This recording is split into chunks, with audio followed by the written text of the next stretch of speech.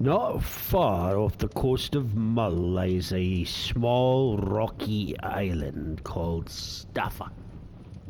And on that island is a cave. The cave has become known as Fingal's Cave. And here's the story of the legend of Fingal's Cave. Now, Fingal's Cave wasn't actually home to Fingal. No, this is where the Scottish giant Benandonner lived. Now, Fingal was a big lad, he was Irish, but he wasn't really a true giant. Unlike that enormous Scottish giant Benandonner. But they were separated by the Irish Sea, and so Fingal felt well safe enough to be flinging insults across to Benandonner.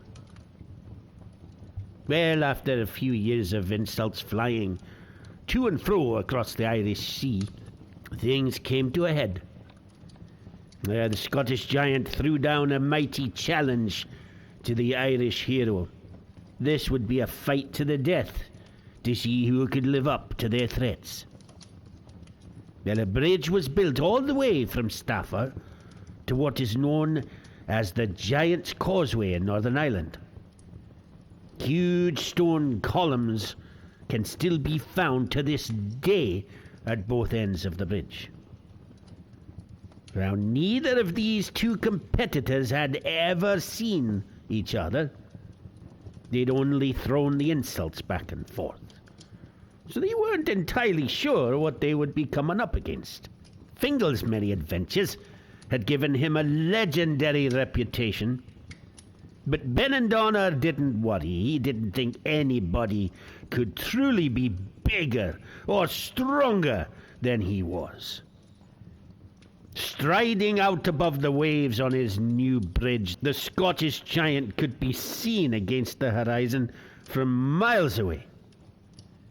Over in Ireland, Fingal finally caught a glimpse of Benandonner, and his stomach twisted in a knot.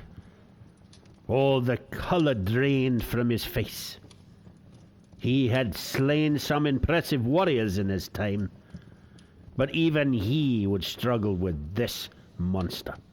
Fingal's wife, well, she was a cunning lady, and she had an idea. This wouldn't be a battle of strength. No, they would beat the Scottish giant with their wits. Well, Fingal trusted his wife, and he let her wrap him up in a huge sheet like a newborn baby. And she laid him down in a makeshift crib. In due course, Benandonner finally arrived and demanded to battle his opponent right there and then. But he was told he'd need to wait. Fingal was out hunting. Could he not see that only Fingal's wife and baby were at home just now? Benandonner looked down into the crib, and his jaw dropped to the ground at the size of what he saw. If that was how big Fingal's newborn child was, then the father must be enormous. Well, he wasn't going to hang around there and find out. So the giant raced back to Staffa, destroying the bridge as he went. He reached the safety of his cave and thanked his lucky stars that Fingal hadn't been at home when he arrived. Over the years, the legends of Benandonner have faded. Many people who tell the story have forgotten his name. It seems that as well as winning the feud, Fingal's prize included the title on this incredible cave on Staffa.